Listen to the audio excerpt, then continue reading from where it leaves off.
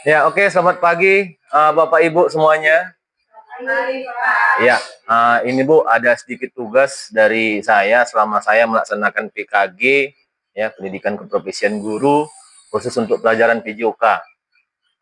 Di sini nanti Bu, saya akan mempresentasikan hasil pembelajaran saya selama 10 kali tatap maya dan 7 hari kemarin tatap muka. Dan di sini nanti akan yang saya presentasikan adalah rencana tindak lanjut yang selama ini dipelajari selama di PKG PJOK. Di sini ada rancangan pembelajaran berbasis proyek atau PBL, ya, Project Based Learning biasanya itu. Kemudian nanti di sini yang akan saya bawakan nanti permainan tradisional melalui SEM atau Sport Education Model. Ya, sebelum kita masuk Bu, kita harus tahu dulu apa itu SEM. Ya, SEM itu adalah model pembelajaran yang melibatkan peserta didik aktif dalam proses kegiatan belajar mengajar dalam pembelajaran olahraga. Bisa juga SEM ini adalah salah satu model pembelajaran yang berpusat pada peserta didik, ya, atau sekarang ini dibilangnya student center, ya, STL, ya. Ya, kemudian peserta didik dapat membangun karakternya menjadi kreatif, mandiri, inovatif, berkolaborasi, dan bertanggung jawab. Kemudian SEM ini juga menekankan pentingnya berbagai peran dalam sebuah penyelenggara pertandingan. Jadi nanti anak-anak ini, nanti siswa kita, semuanya nanti kita libatkan menjadi bisa sebagai pelatih, bisa sebagai supporter, bisa sebagai wasit, bisa sebagai pencatat pertandingan, dan lain-lain. Bisa juga jadi komentator. Sebenarnya kalau dalam permainan APASEM ini setiap semester sudah sering kita lakukan. Hanya kita baru tahu kalau ini adalah pembelajaran SEM. Sebenarnya di sekolah ini, di sekolah kita biasanya udah setiap semesternya kita buat, karena kita di dalam kegiatan akhir semester kita sibuk dengan nilai, dengan mengoreksi. Jadi anak-anak lah yang kita libatkan dalam seluruh pertandingan yang kita buat selama kegiatan akhir semester atau setelah ujian semester, atau sering juga kita istilahnya class meet. Ya. Kemudian di sini Bapak Ibu, ya, yang akan kita ini kan nanti, ya. Kenapa perlunya permainan tradisional, ya? Di sini ada latar belakang yang akan kita yang telah saya buat. Ya, permainan tradisional merupakan bagian dari warisan budaya yang memiliki nilai-nilai kearifan lokal dan berperan penting dalam pembentukan karakter anak-anak. Permainan ini mengajarkan berbagai aspek positif seperti kerjasama, sportivitas, kreativitas, serta memperkuat interaksi sosial dan rasa kebersamaan di antara anak-anak. Namun di era modern ini, permainan tradisional semakin jarang dimainkan oleh anak-anak karena tergeser oleh permainan berbasis teknologi seperti game, ya, yang ada di gadget atau permainan digital. Situasi ini menjadi perhatian karena kurangnya interaksi sosial dan aktivitas fisik dalam permainan modern bisa mempengaruhi perkembangan emosional dan sosial anak-anak. Selain itu, permainan tradisional juga membantu menjaga kesehatan fisik karena mengandung aktivitas fisik yang bermanfaat. Dengan demikian, mengenalkan kembali permainan tradisional di lingkungan sekolah adalah langkah yang penting untuk melestarikan budaya dan membangun karakter siswa. Ya, kemudian di sini sebenarnya permainan tradisional itu banyak Bapak Ibu, ya. Ada permainan gobak sodor, ya, atau apa namanya Bu, yang selain nama gobak sodor, gala asin ya Bu, ya. Nah, karena setiap daerah itu berbeda-beda. Sambarlang, ya. Jadi ini juga masuk ini, apalagi di kelas 8. Ya, saya pun heran semalam itu saya lihat masuk permainan tradisional di materi PJOK. Jadi di pelajaran PJOK di kelas 8 ada permainan gobak sodor, ya. Karena dari dari tahun 2010, ya, sampai sekarang kurikulum Merdeka di kelas 8 inilah ada permainan tradisional, ya. Ya, tujuan daripada program ini adalah yang pertama, ya, ini untuk melestarikan budaya lokal. Kemudian yang kedua, mengembangkan kemampuan kolaborasi dan sosial Kemudian yang ketiga, meningkatkan kreativitas dan inovasi. Yang keempat, mengoptimalkan kesehatan fisik. Yang kelima, mendorong pembelajaran kolaboratif berbasis proyek. Yang keenam, membangun karakter positif dan nilai-nilai sosial. Dan yang ketujuh, menciptakan lingkungan belajar yang menyenangkan. Ya. Kemudian, capaian langkah-langkah dan hasil yang diharapkan untuk tiap tujuan. Ya, capaian. Yang pertama, pemahaman dan pelestarian budaya lokal. Yang kedua, peningkatan kemampuan sosial dan kolaborasi. Yang ketiga, peningkatan keterampilan fisik dan kreativitas. Kemudian yang keempat, pembentukan karakter positif. Kemudian yang kelima, peningkatan antusiasme belajar. Ya. Kemudian langkah-langkah pelaksanaan. Ya, di sini ada perencanaan program, kemudian yang kedua pengenalan permainan tradisional, kemudian yang ketiga pembelajaran berbasis proyek, yang keempat praktik permainan, praktik bermain permainan tradisional, yang keempat refleksi dan evaluasi, dan yang kelima pelaporan dan dokumentasi. Ya, kemudian hasil yang diharapkan, apa yang kita harapkan di dalam anak-anak ini nanti dalam permainan tradisional. Kemudian yang pertama di sini ada meningkatnya kesadaran siswa akan budaya lokal. Kemudian yang kedua, terciptanya hubungan sosial yang lebih baik antar siswa. Kemudian yang ketiga, peningkatan kesehatan fisik.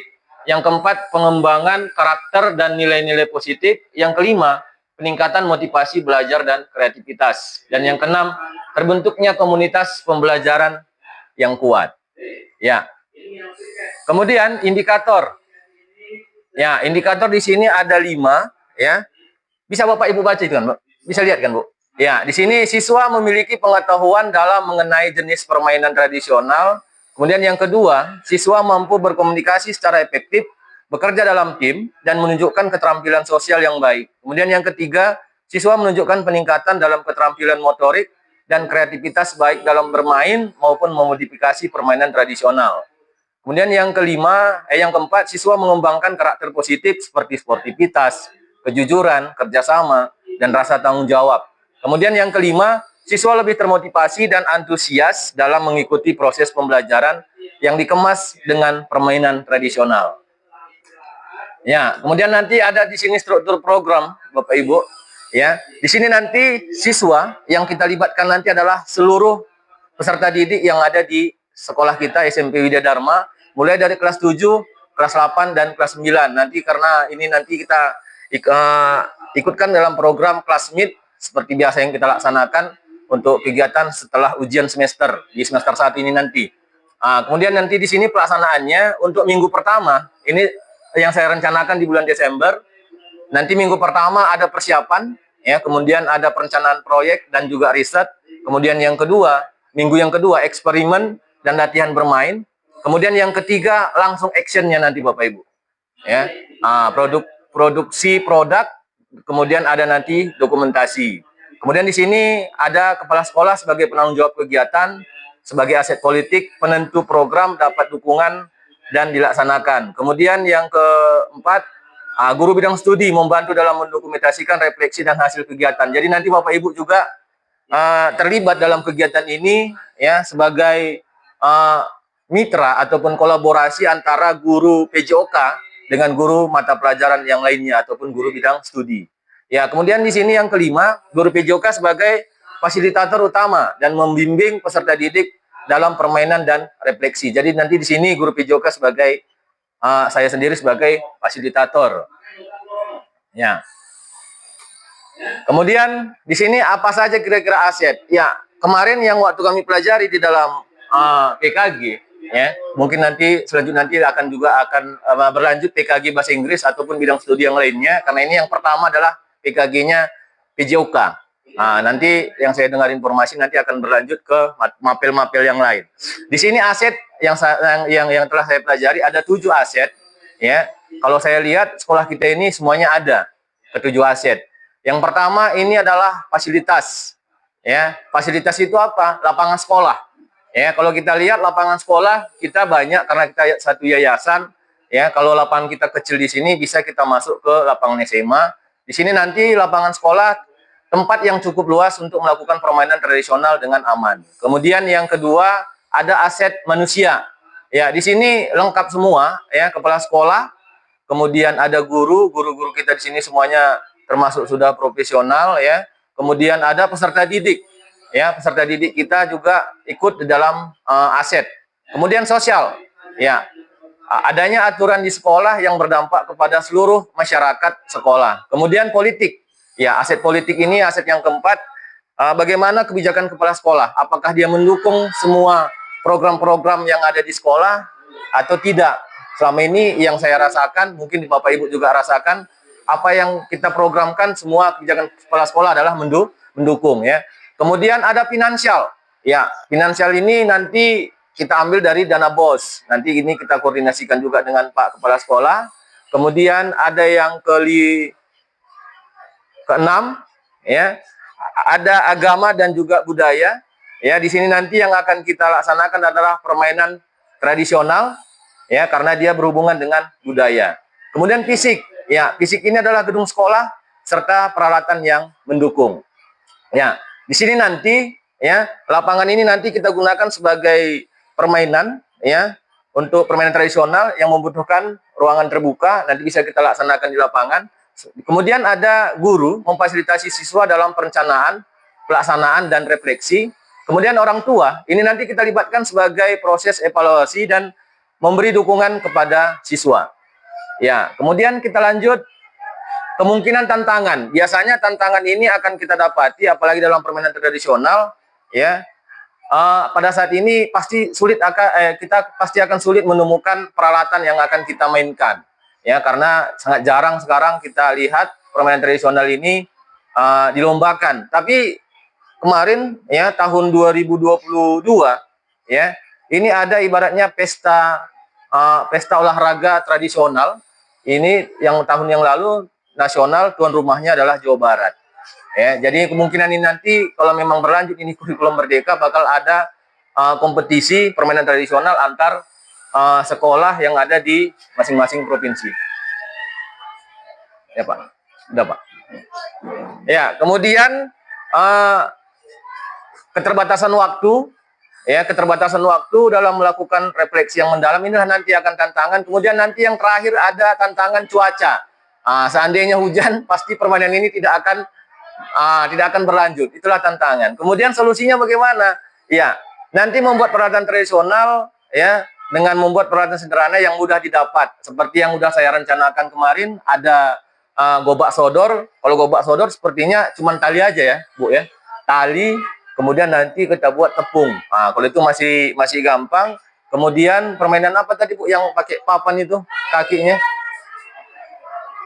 Apa namanya Bu? Trompa ya, Bu. Trompa itu nanti menggunakan brodi ya, kemudian nanti ada karet ban.